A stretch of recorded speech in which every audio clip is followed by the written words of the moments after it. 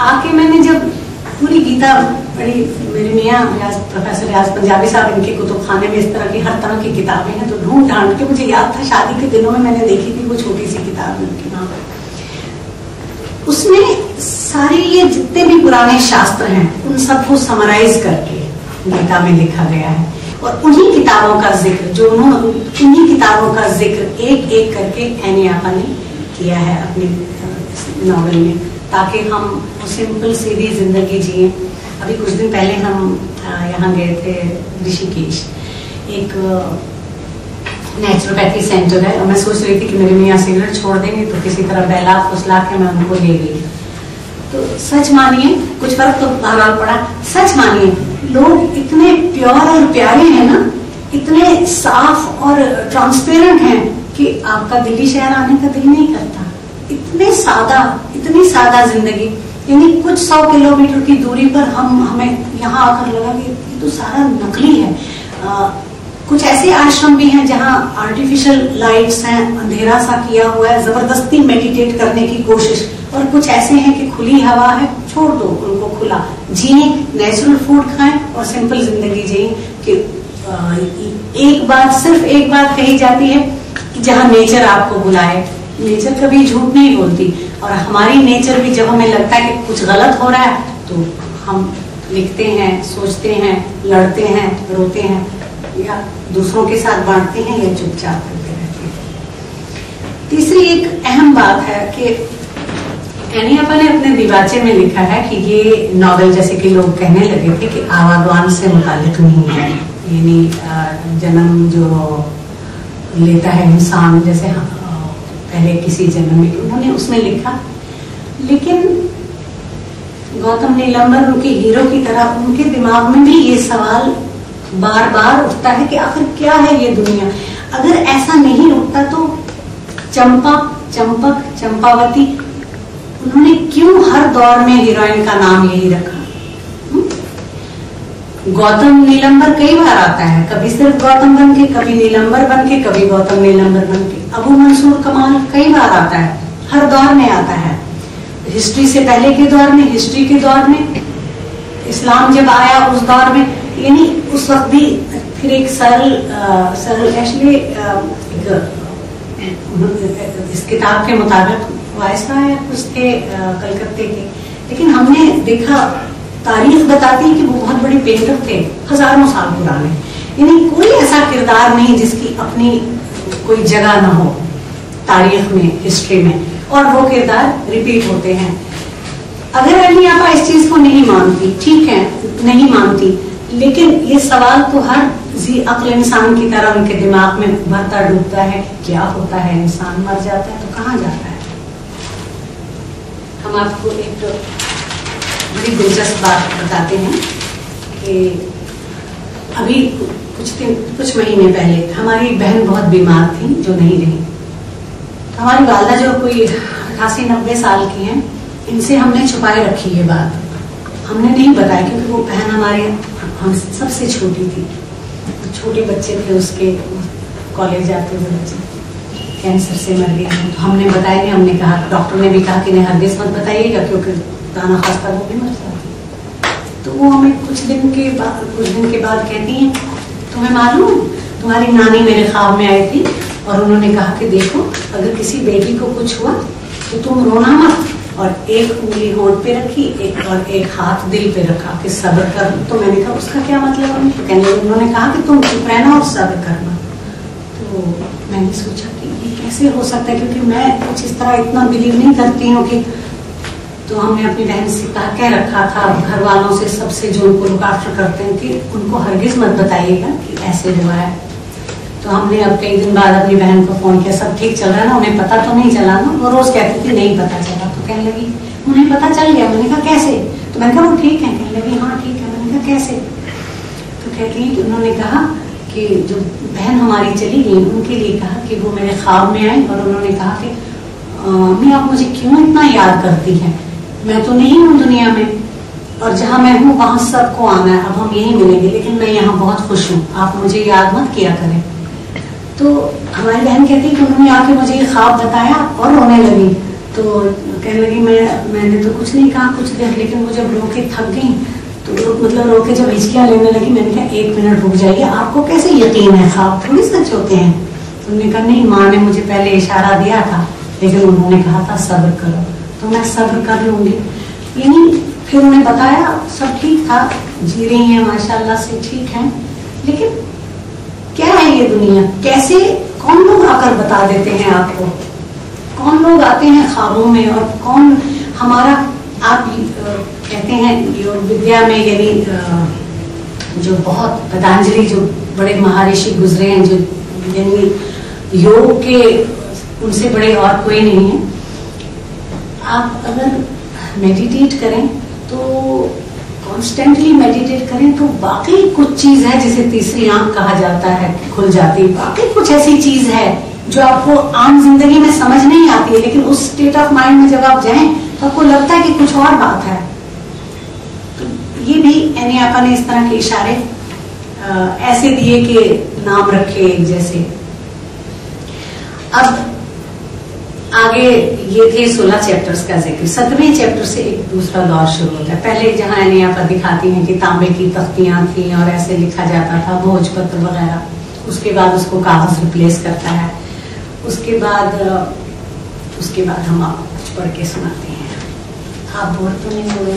अगर वो तो जरूर बताइएगा। हमारे शराफत के खामोश मत रहिएगा। मेरे पास मुझे मालूम नहीं कितना वक्त है। रक्षंदा साहिबा बता देंगी उस वक्त हमको जब खामोश होना होगा।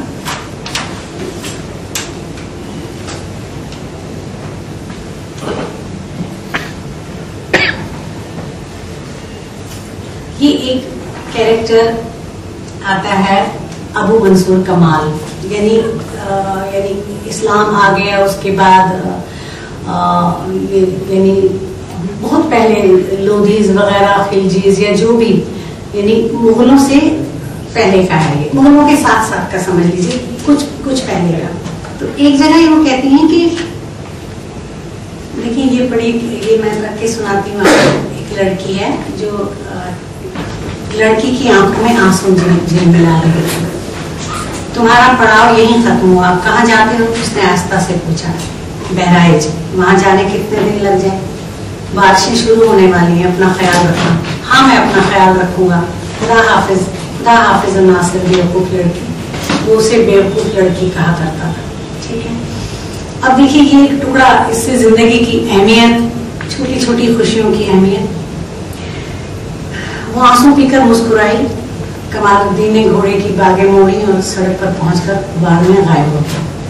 लड़की जो कि बहुत उदास थी, जिसकी आंखें आंसुओं से लबरेज थी, लड़की घाट पर से उठकर अपने मकान की तरफ रवाना हो गई, जिसकी खपरेल पर नीले फूलों की बेलें जड़ी थी और जिसके सब्ज रंग के किवाड़ों पर देवी देवताओं की रंग बिरंगी तस्वीरें नक्श थी। बरामदे में उसका बड़ा भाई चटाई पर बैठा कबीर की नई बानी कागज पर नकल कर रहा था। उसके करीब 2-3 दोस्त और बैठे थे। दरवाजे ताक पर, यानी दरवाजे के ऊपर जो ताक हुआ करते हैं, भवानी की छोटी सी मूर्ति रखी थी, जिसके सामने रखी धूप की पतली सी लकीर लहराती हुई ऊपर उठ रही थी। चंपा ने दरवाजे के करीब खड़े होकर उस पुरसकून मंजर को देखा और अपने आंसुओं को खुश्क करती अंदर चली गई। कि ये खुशियां अब हमें मैसर हैं? मुश्किल है। इतनी सादगी में इतना हुस्न। तो जनाब,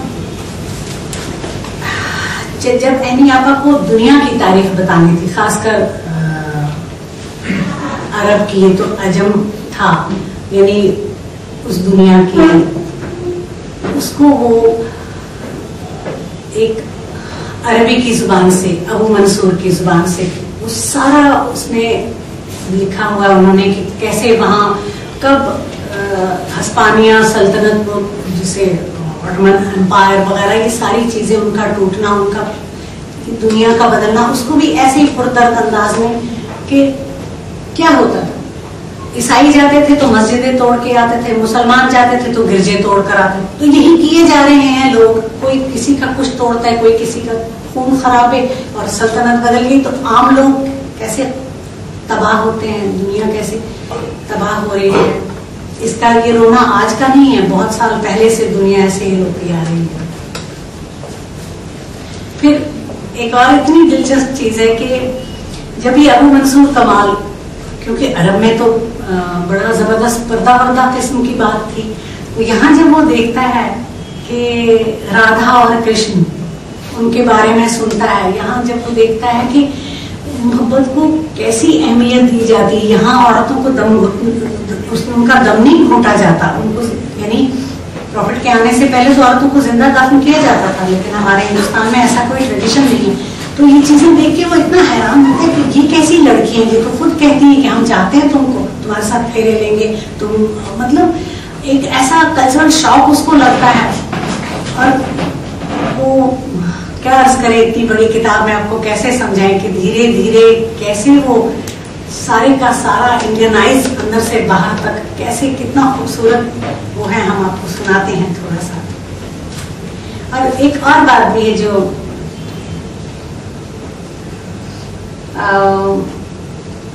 जैसे अक्सर कहते हैं ना कि इंडिया में इस्लाम जबर से आया, जोर तशद्दुद से आया, ऐसा नहीं है। अगर देखा जाए, तारीख की किताबें उठाई जाए तो सिर्फ सूफी बुजुर्गों की वजह से, सूफियों की वजह से लोगों ने इस धर्म को अपनाया, बराबरी देखकर, क्योंकि जातियों में बटा हुआ था धर्म। ऐसा नहीं है, जोर जबरदस्ती करने वाले रहे होंगे, मेरे पास उसका ना सबूत है ना मैंने कभी कोशिश की है ढूंढने की, लेकिन अक्सर लोगों ने यही सोच के अपनाया कि उसमें इक्वालिटी थी।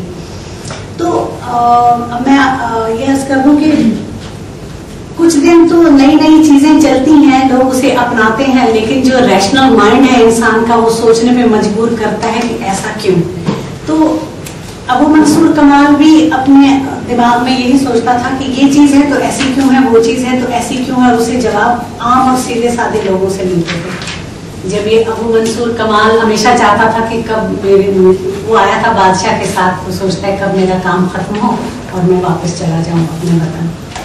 लेकिन धीरे धीरे धीरे धीरे कैसे वो पहले उन्हीं जगहों पे जाता है जो गौतम नीलंबर जहाँ रहा था, उसमें ऐसा कोई आह्वान वाला मामला नहीं है, लेकिन उसका जी चाहता है। क्यों चाहता है? May be human mind curious होता है, जानना चाहता है कि हमारे रूट्स में क्या है।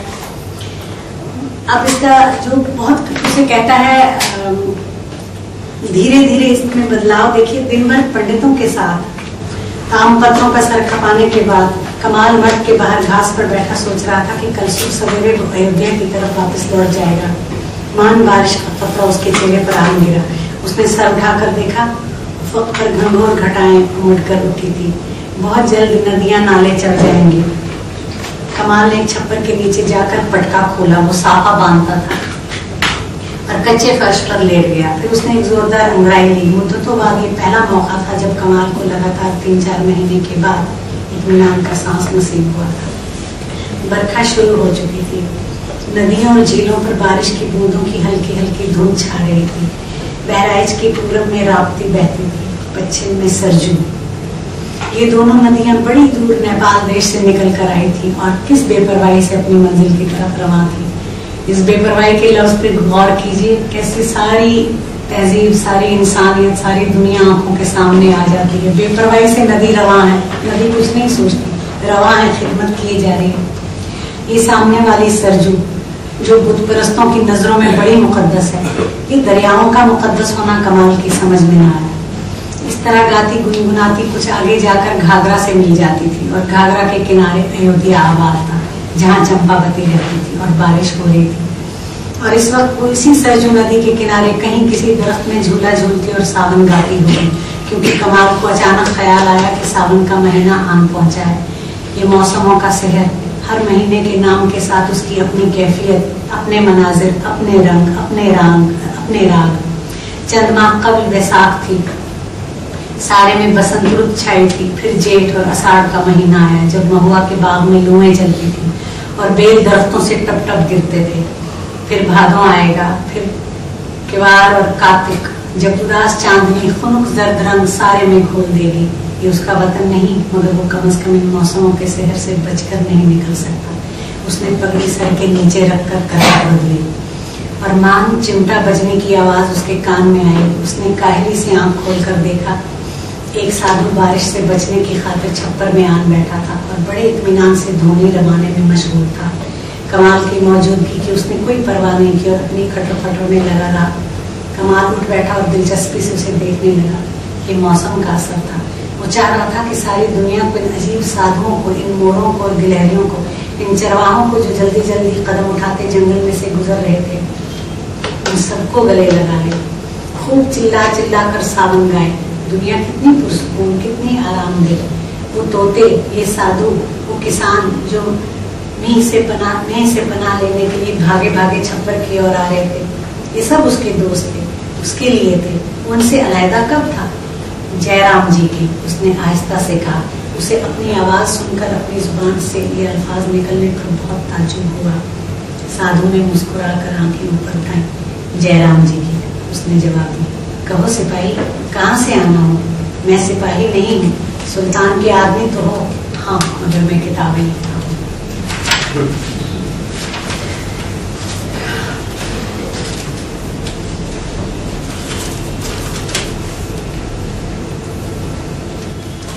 अच्छा, एक और बात भी है कि जैसे जब गौतम नीलंबर अपने तौर से उसे जब नहीं मिलती, उसे पता चलता है कि मैं अपनी जिंदगी अपनी मर्जी के मुताबिक शायद नहीं जी सकूंगा, जब उसका सब कुछ लुट पिट जाता है, जब वो देखता है कि उसके जितने साथी थे वो सारे लड़ने गए थे चाणक्य की फौजों के साथ, ये भी चला जाता है तो वहां उसकी उंगलियां कट जाती है, बहुत लड़ता है और जख्मी उंगलियां कट जाती है और बेहोश होकर गिर जाता है। फिर जब होश में आता है तो अपनी कटी उंगलियों के साथ ही, क्योंकि बहुत पेंटर भी होता है, सिंगर भी होता है, प्लेराइट भी होता है, एक्टर भी होता है, तो अब और तराश होता है, बहुत प्यारे मुजस्समे बनाता है जो आगे चलकर बरसों बाद निकलते हैं। एंड में दिखाया है नहीं आपा ने वो कि खुदाई में से जब निकलता है उसका हसीन बना हुआ मुजस्समा, तो ये उसको चंपक भूलती नहीं है। ये भी एक ही काम कर सकता है कि एक्टिंग कर सकता है, तो वो ये करता है और वहां भी ये ढूंढता है कि शायद वो कहीं इसे नजर आ जाए। रकासाओं में यानी डांसर्स के पास या एक्टर्स के पास एग्जैक्टली ऐसे ही अबू मंसूर कमालुद्दीन भी जब सच्चाई खोजते खोजते हार जाता है और उस लड़की को भी ढूंढता है जिसका नाम चंपा होता है, वो भी ऐसे ही जाके डांस करता है, एक्टिंग करता है, गाता है, यही रास्ता वो भी अपनाता है। आखिर में लेकिन उसे पनाह मिलती है कबीर के पास जाके, जहां उसे सुख मिलता है, सुकून मिलता है। एक बात और भी अर्ज कर दूं कि 5वीं सदी के बाद मुल्क में, जैसे आप सबको पता होगा कि बुद्ध मत को जवाल एक तरह से आया, बुद्धिज्म को। हमारे कश्मीर में दूसरी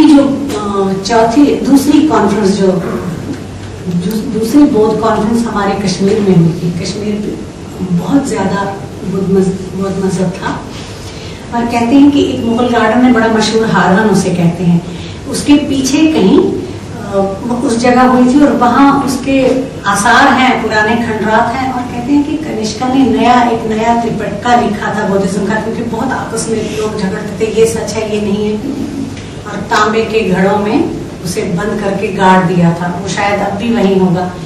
और पता नहीं, शायद कभी कोई जैसे किसकी किताब थी जो फिल्म भी बनी थी, जैसे क्राइस्ट का, जो देखते हैं कि उनकी औलादें कहाँ हैं, तो ऐसे ही कुछ ना कुछ अगर हमारे कश्मीर में ढूंढा जाए, कभी शायद खोदा जाए तो वो चीजें सामने आ जाएंगी। क्या मूवी थी वो? जी हाँ। तो मैं ये अर्ज कर रही थी कि जब बुद्ध मत के जवाल आया कैसे, क्योंकि बहुत लोग आपस में लड़ रहे थे, लोग तंग आ गए थे, बहुत से फिरके बन गए थे, जैसे आपको पता है हीनयान और महायान, और फिर उसमें भी आगे कुछ ऐसी बात नहीं रही थी जैसे पहले हिंदू मत से बुद्धिज्म की तरफ लोग गए थे कास्ट सिस्टम की वजह से, ऐसे ही वहां भी जब होने लगा तो उस वक्त एक हमारे कश्मीर में मंदिर है उनका, शंकराचार्य, उन्होंने जो बहुत विद्वान और आलिम थे और महज 32 साल की उम्र में चले गए, साउथ से आए थे वो, और उन्होंने हिंदुइज्म को वापस लागू किया। वापस लाने में वहदतुल वजूद पर वो यकीन रखते थे, वहदानियत पे। और एक दिलचस्प बात, और शायद मुझे वैसे अजीब भी लग रहा है ये कहते हुए कि, अच्छा अजीब लगने से पहले बताती हूँ, उनका साथ दिया था अभिनव गुप्त, आचार्य अभिनव गुप्त, जो बहुत बड़े एजुकेशनिस्ट गुजरे हैं, कश्मीर के थे वो। मेरी उन पे पीएचडी कंप्लीट होने वाली है, वाइवा रह गया है। अब आप मुस्कुराइएगा नहीं कि इस उम्र में मुझे क्या समझे पीएचडी करनी है उनकी एजुकेशनल फिलॉसफी पर। बहरहाल जनाब आली, जब वो मंसूर कमाल देखते हैं कि दुनिया में कबीर जैसे लोगों को भी चैन से नहीं रहने देते, वहां जाते थे कबीर, अपने उनकी जुलाहों की टोली थी, अच्छे अच्छे दोहे सुनाते थे और महफिलें जमती थी। यानी आपा ने एक दोहे का एक टुकड़ा बार बार यूज किया है, सांस नकारा पूछ का बाजत है दिन रैन। यानी दूसरा मिसरा उन्होंने नहीं इसको कोट की, इसलिए मुझे भी याद नहीं है, बाकी दोहे मुझे उनके बहुत से आते हैं। तो जब काशी से उनको वहां से हटा देते हैं, जो वहां के लोग होते हैं रूलर्स, हटा देते हैं कि ये यहाँ लोग आके शिकायत करते हैं कि देखिए ये क्या कह रहे हैं ये कबीर, इन्होंने तो जात पात को कोई मान नहीं रहा और बहुत अजीब सा माहौल बना लिया है। क्योंकि कबीर भी उसी जात में आते थे जो आखिरी जात मानी जाती है। तो उसके बाद जब वो वहां से चले जाते हैं, अबू मंसूर की भी उजड़ जाती हैं वो महफिलें, तो वो लौट आते हैं और एक लड़की देखते हैं जो उसी जात से होती है, शनीला, उससे ब्याह करते हैं। और उसके छोटे सा घर होता है, उसके आगे तालाब होता है, वहाँ कमल खिले होते हैं, उसमें धान उगाते हैं, वहीं अपनी जिंदगी गुजारते हैं सारे की सारे। बाद में आके उन्हें मुगलों के सिपाही या जी आकर उन्हें, मुझे अच्छे से याद नहीं है, मेरे ख्याल से वो है तो ये मुगलिया दौर की ही बात, वहाँ के लोकल जो राजा थे आगे के, हाँ कहते हैं कि ये गद्दार है, ये मुगलों को पता नहीं बाहर का है, उनको मैसेज देता रहता है, जासूसी करता है, उन्हें कत्ल कर देते हैं।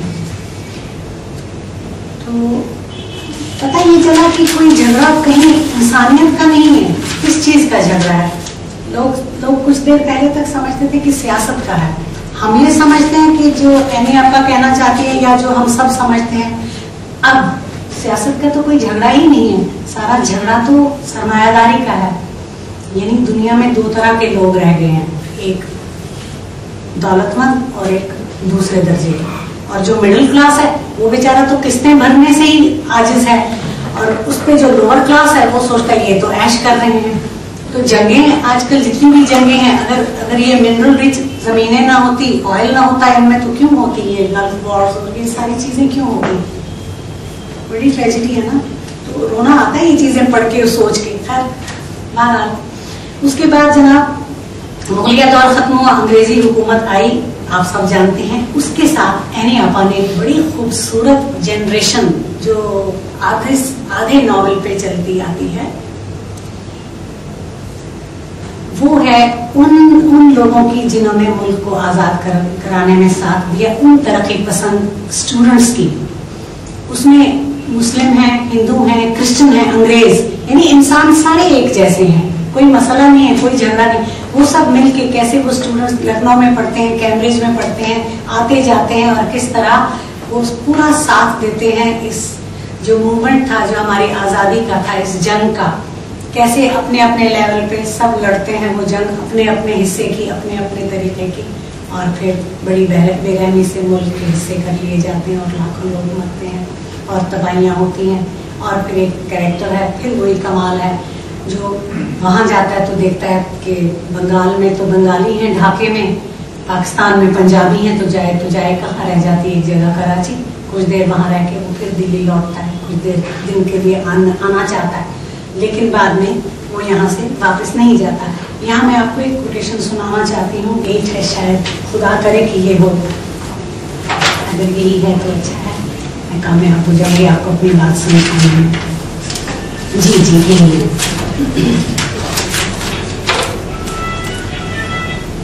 ये कमाल के बारे में लिख रही कि वो हावड़ा स्टेशन पर एक पुलिस अफसर को अपनी ओर आते देखकर हड़बड़ा गया और उसने जेब में हाथ डालकर वीजा और पासपोर्ट के कागजात को छुआ और मुतमईन हुआ कि वो गैर कानूनी तौर पर इंडिया में दाखिल नहीं हो रहा। ट्रेन चला थी, बर्दवान, आसनसोल, पटना, मुगलसराय, इलाहाबाद, लखनऊ। ट्रेन एक अजनबी सरजमीन में चल रही थी। साल भर कब ये उसका अपना मुल्क था, अब उसमें वो एक गैर मुल्की की हैसियत से सफर कर रहा था। उसे लगा लोग उसे मुश्तबा नजरों से देख रहे हैं, सबकी आंखें उसकी तरफ हैं। तुम पाकिस्तानी हो, थाने चलो, तुम पाकिस्तानी हो, मुसलमान जासूस। मुसलमान जासूस, ट्रेन के पहियों में से यही आवाज निकल रही थी, गद्दार जासूस गद्दार। उसने हड़बड़ा कर आंखें खोली। ट्रेन हस्बे मामूल बड़ी शान और शौकत के साथ चारबाग जंक्शन में दाखिल हो रही थी। उसका दिल धड़क रहा था। क्या हालात बदले हैं, अब भी ऐसा ही हो रहा है ना।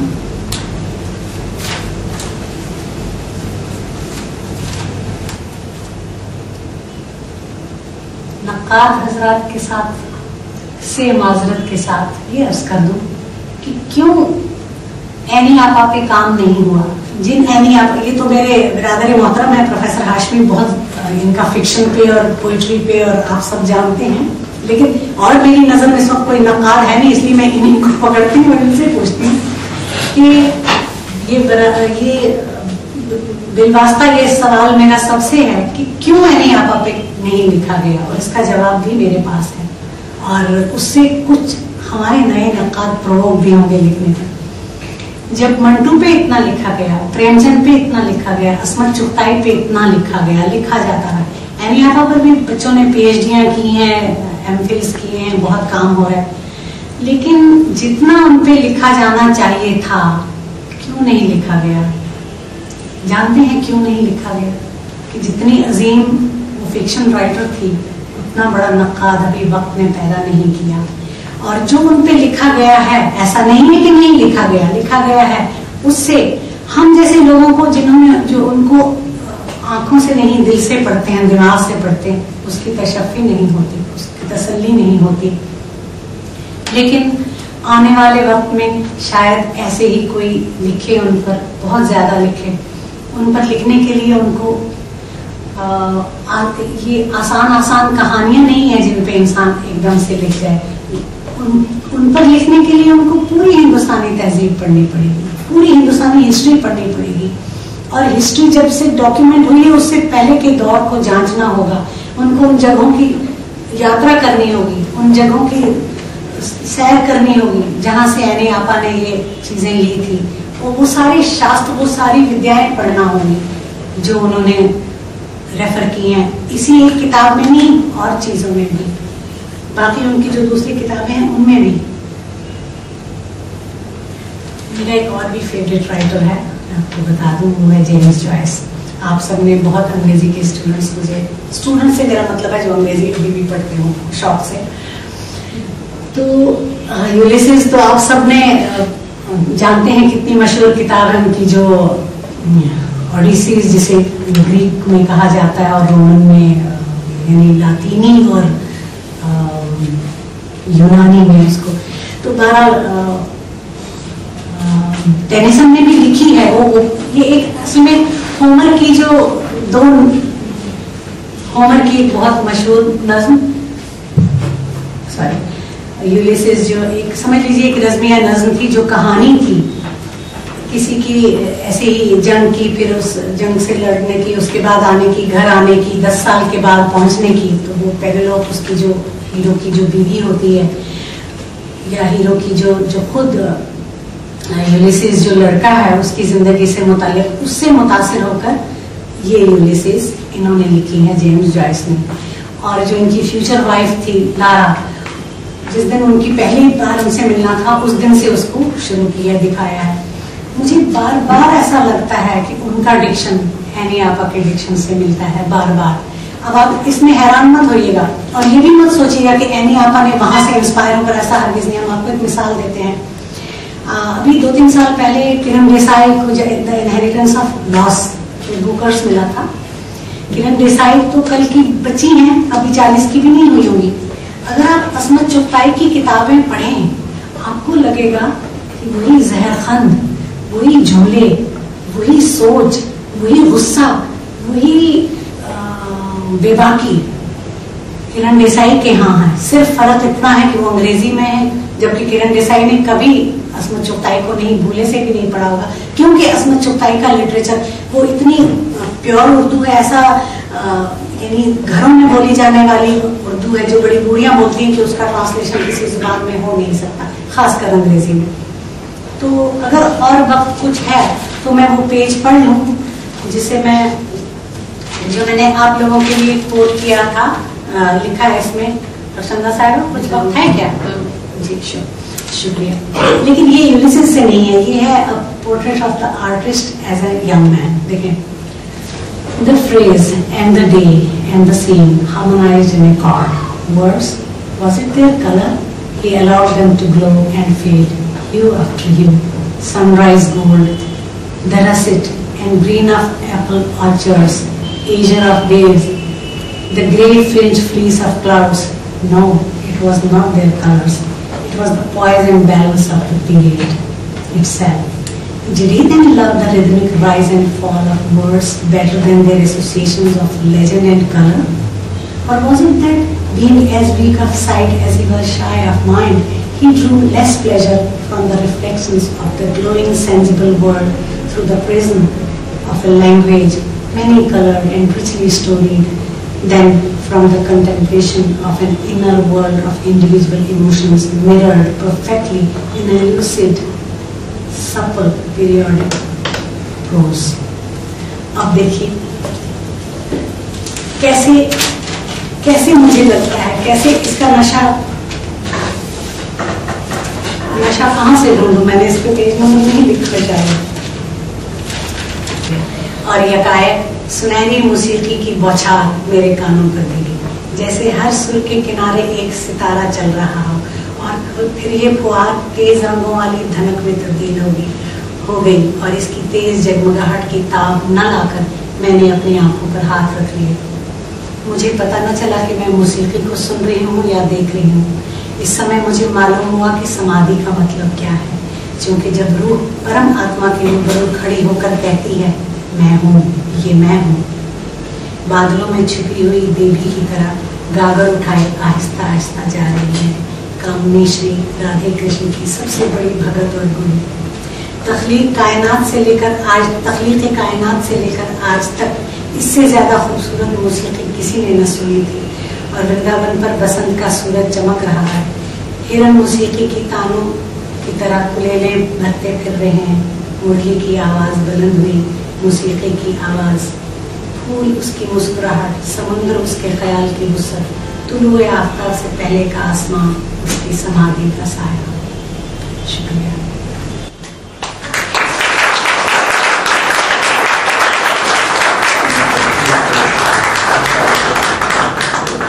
अब अगर आपको मुझसे कोई सवाल पूछने हैं तो पूछिए, जरा आसान से पूछिए। वैसे मैं मुश्किल सवालों के जवाब देने में बहुत खुश हूँ। जी प्रोफेसर साहब। तो आपने जिस तरह से पढ़ा और समझा, और जितना समझिए कि जिस कदर शर्मस्तगी के साथ और दिलावेजी के साथ इतना लाइवली आपने उस पर जो टॉक आपकी की, तो मैं समझता हूँ कि बहुत से नए दरीचे और बहुत से नए डायमेंशन उस नावल के हमारे सामने ले आए, और इसके लिए हम किस कदर आपका शुक्रिया अदा करें। ये आपका जरिया लगभग मेरे को 15-16 साल पहले पढ़ने को मिला। इसका हिंदी तर्जुमा नूर नबी अब्बासी साहब और हिंदी के बहुत बड़े कवि थे, कोई सिंह थे, उन्होंने मिलके इसका हिंदी में तर्जुमा किया, वो मुझे पढ़ने को मिला। पोर्ट्रेट हैदर जी को जिनकी अपनी जिंदगी में जो है, जितना मैंने उनकी व्यक्तिगत जिंदगी के बारे में जाना है, खुद बहुत उतार चढ़ाव आए, और उसी को उन्होंने जो है इस उपन्यास में डाला है। और उसके बाद में जो है 1961 में वो जब इंडिया आ गई, और उसके बाद में इसको ज्ञानपीठ अवार्ड मिला है, ये जो कि इंडिया का नोबेल अवार्ड है। तो मेरा यही कहना है कि ऑफ कोर्स आज जो ये इस किताब के ऊपर जो ये चर्चा रखी गई, तो बहुत बहुत मुबारकबाद चर्चा रखने वालों को, के ऊपर जो है ना बहुत ज़्यादा काम होना चाहिए, ज़्यादा, क्योंकि ये एक ऐसी किताब है जो कि मैं समझता हूँ कि वास्तव में उन्होंने खुद कहा है कि ये उपन्यास जो है दरअसल सांस्कृतिक उपन्यास है। हिंदुस्तान के जो है 5000 साल की जो पूरी हिस्ट्री है, इन 500-400 पेजों में उन्होंने जो है वो कवर कर दिया।